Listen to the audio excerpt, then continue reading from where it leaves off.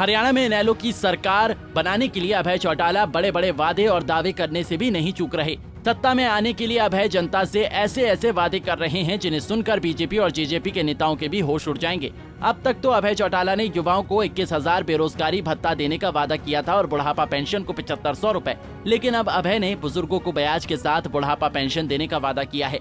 आने वाले समय में अगर आपने फिर से इंडियन नेशनल लोकदल पार्टी को सत्ता में लाने का काम किया, फिर से चौधरी देवीलाल की नीतियों की सरकार बना दी, तो सरकार बनने के बाद हर गांव से पढ़े लिखे हर नौजवान को, चाहे वो बेटा है चाहे वो बेटी है, उसकी योग्यता के अनुसार उसको रोजगार और नौकरी देने का काम करेंगे।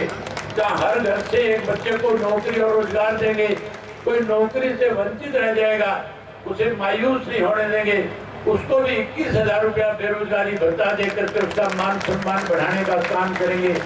जहाँ उनका मान सम्मान बढ़ाएंगे, वहीं चौधरी देवीलाल की दी हुई पेंशन आज काटी जा रही है। आज बुजुर्गों की पेंशन काट करके नई पेंशन ना बढ़ा करके कहीं ना कहीं चौधरी देवीलाल की दी हुई पेंशन को खत्म करने की योजना बनाई जा रही है। आप चिंता मत करो, 2024 में अपनी सरकार बनाओ। सरकार बनने के बाद हम हर उस बुजुर्ग की जिसकी पेंशन आज कट गई है उसको ब्याज के समेत पेंशन का पैसा लौटाने का काम करेंगे। जब ब्याज के समेत पेंशन देंगे, वहीं उसके साथ साथ नई पेंशन बनाएंगे। 100 रुपए वाली पेंशन जो आज बढ़ करके 2750 होगी, ये निकम्मे कहते थे हम 5100 कर देंगे, ये तो नहीं बढ़वा के, लेकिन आप अपनी सरकार बना लो।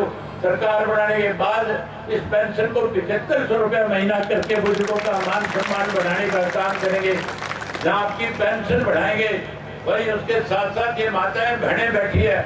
मोदी कहता था गैस का सिलेंडर फ्री में देने का काम करूंगा, मोदी ने तो गैस का सिलेंडर फ्री में नहीं दिया।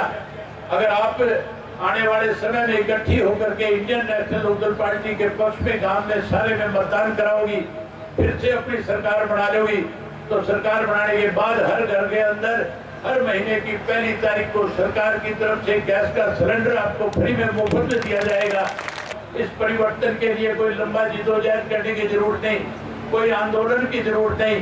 परिवर्तन आप घर में बैठे बैठे ला सकते हो, परिवर्तन आप टेलीफोन पे कर सकते हो, परिवर्तन एक दूसरे से मिल करके कर सकते हो। जब सुबह सवेरे उठते हो, एक दूसरे को राम राम करते हो, जब एक दूसरे का मान सम्मान करते हो, साथ साथ में कहना शुरू कर दो परिवर्तन करो। क्या कहना शुरू करोगे? परिवर्तन करो, कहना शुरू कर दो। मुझे लगता है जेजेपी का जो खात्मा हो गया गांव में, क्या रह रही है कोई थोड़ी बहुत एंड तसल्ली करा दी। बैम काट गया कि नहीं काट गया? बिल्कुल बैम निकल गया।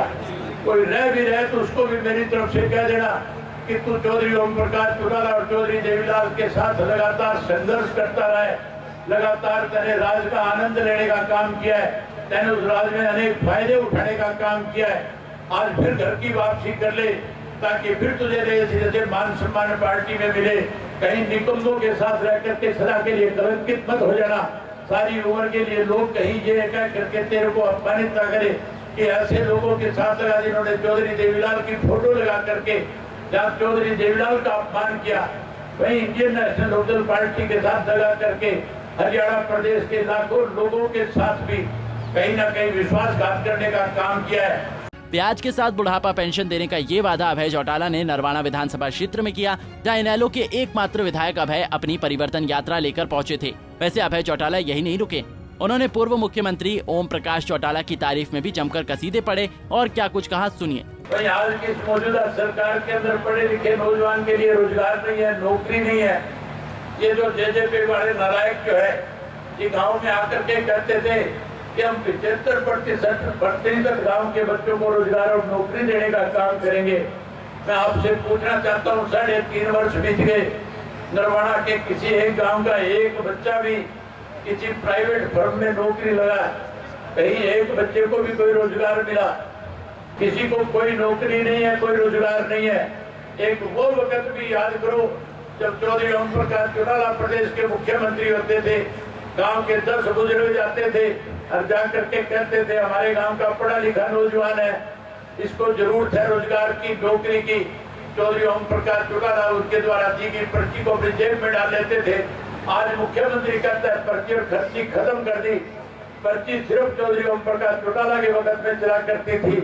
आज की सरकार में तो खर्ची चलती है।